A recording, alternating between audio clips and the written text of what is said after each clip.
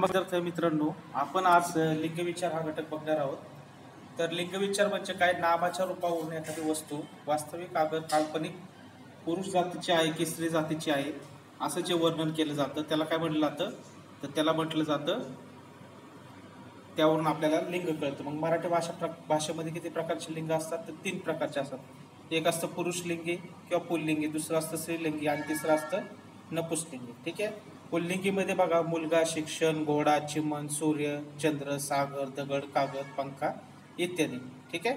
त्यानंतर बघूया आपण पुढचा घटक.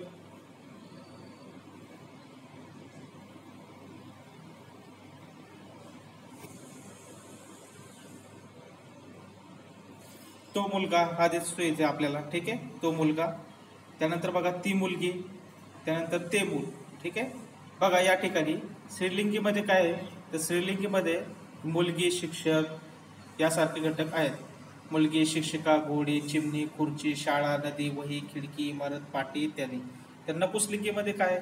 पुस्तक, घर, वासरू, पाखरू, लेकरू, झाड, शहर, घड्याळ, वाहन. लिंगभेदामुळे नामाच्या रूपामध्ये होणारे बदल हे घटक आपल्याला बघायचे आहेत. ठीक आहे. बघूया ते घटक.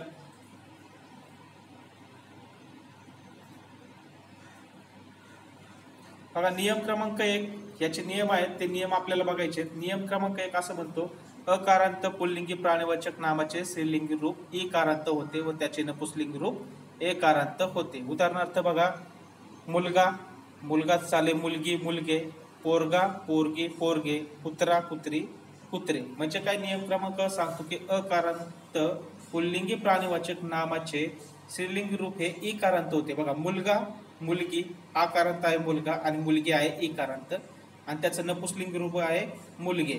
ठीक आहे. पोरगा हे अकारांत आहे, पोरगी इकारांत आणि पोरगे हे एकारांत आहे. तसंच कुत्रा हे अकारांत, कुत्री इकारांत आणि कुत्रे कसं आहे?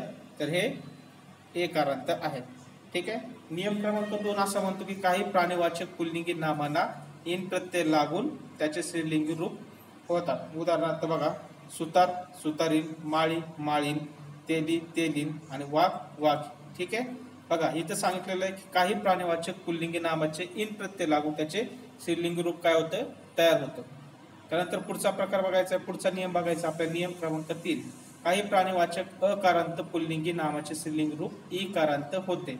ठीक आहे. बघा नियम क्रमांक 3 म्हणतो की काही प्राणीवाचक अकारांत पुल्लिंगी नामाची स्त्रीलिंगी रूपे इकारांत होतात. उदाहरणार्थ 1 हंस, हंसी, 2 वानर, वानरी, तिसरं बेडूक, बेडकी आणि तिसरं आहे तरुण, तरुणी. ठीक आहे. हंस, वानर, बेडूक, तरुण हे कसे आहेत? अकारांत आहेत. ठीक आहे. हे पुल्लिंगी नाम आहेत. तर त्यांचे इकारांत काय असणार? स्त्रीलिंगी नामे हंसी, वानरी, बेडकी आणि तरुणी हे घटक असणार आहे. त्यानंतर नियम क्रमांक 4 असं सांगतो आपल्याला की काही अकारांत पुल्लिंगी पदार्थवाचक नामांना ई प्रत्यय लावून त्याचे स्त्रीलिंगी रूप बांधतात. उदाहरणार्थ लोटा, लोटी, खडा, खडी, दांडा, दांडी, विळा, विळी, डब्बा, डब्बी. ठीक आहे. त्यानंतर पुढचा प्रकार बघा. नियम क्रमांक 5 असा म्हणतो की संस्कृतातून मराठीत आलेल्या नावाचे स्त्रीलिंगी रूप हे ई प्रत्यय लागून होतात. बघा, संस्कृत शब्द युवा, श्रीमान, ग्रंथकर्ता, त्याचं स्त्रीलिंगी रूप कसं होतं? युवती, युवाचं युवती, श्रीमानचं श्रीमंती, ग्रंथकर्ताचा ग्रंथकर्ती असं होतं. ठीक आहे. नियम क्रमांक 6 म्हणतो की काही नामाची काय म्हणतो? नियम स्त्रीलिंगी रूपे स्वतंत्र रीतीने होतात. उदाहरणार्थ वर, वधू, पिता, माता, राजा, राणी, पती, पत्नी, दीर, जाऊ, सासू, सासरा, मोकळ, शेळी आणि मोर, लांडो. ठीक आहे. त्यानंतर पुढचा प्रकार बघायचा आहे. पुढचा घटक आहे नियम क्रमांक 7, मराठीतील काही शब्द निरनिराळ्या लिंगात आढळतात. उदाहरणार्थ वेळ, वेळ, बाग, बाग, विना, विना, मजा, मजा, ढेकर, ढेकर, तंबाखू, तंबाखू. म्हणजे हे कसे आहेत? हे सगळे एकाच लिंगामध्ये आढळतात. ठीक आहे. कोणकोणते? वेळ, विना, बाग, मजा, तंबाखू, ढेकर यासारखे हे शब्द असतील. ठीक आहे. नियम क्रमांक 8 बघायचा आपल्याला. परभाषेतून आलेले शब्दाचे लिंग त्याच शब्दाच्या अर्थाच्या लिंगावरून ठरवितात. आता परभाषा म्हणजे कोणती? की जे आपल्या भाषा नसते अशी ती, मातृभाषा नसते अशी ती.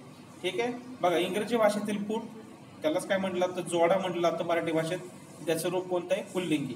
क्लास हा इंग्रजी भाषेतला आहे, त्याचा मराठीत वर्ग कसं होतं? वर्ग पुल्लिंगी आहे. पेन्सिल लेखणी स्त्रीलिंगी, कंपनी मंडळी स्त्रीलिंगी, बुक पुस्तक नपुंसकलिंगी. ठीक आहे.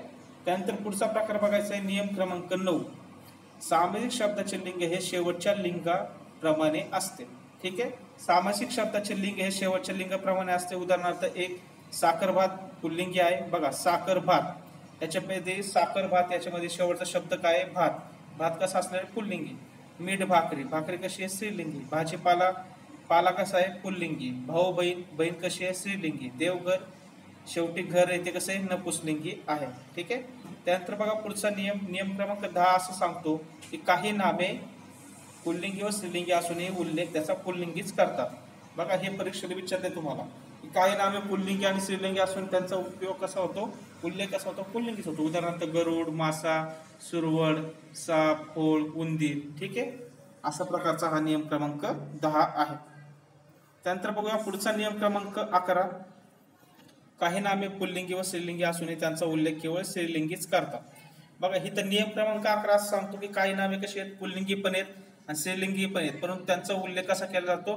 फक्त पुल्लिंगी म्हणूनच केला जातो. बघा घुस एक, पिसू, माशी, सुसर, खार, घार, पाल हे सगळे स्त्रीलिंगी आहेत किंवा पुल्लिंगी आहेत, परंतु त्यांचा कसा काय उल्लेख केला जातो? घुशीचा उल्लेख कसा केला जातो? स्त्रीलिंगीच केला जातो. ठीक आहे. त्यानंतर पुढचा नियम बघायचा आपल्याला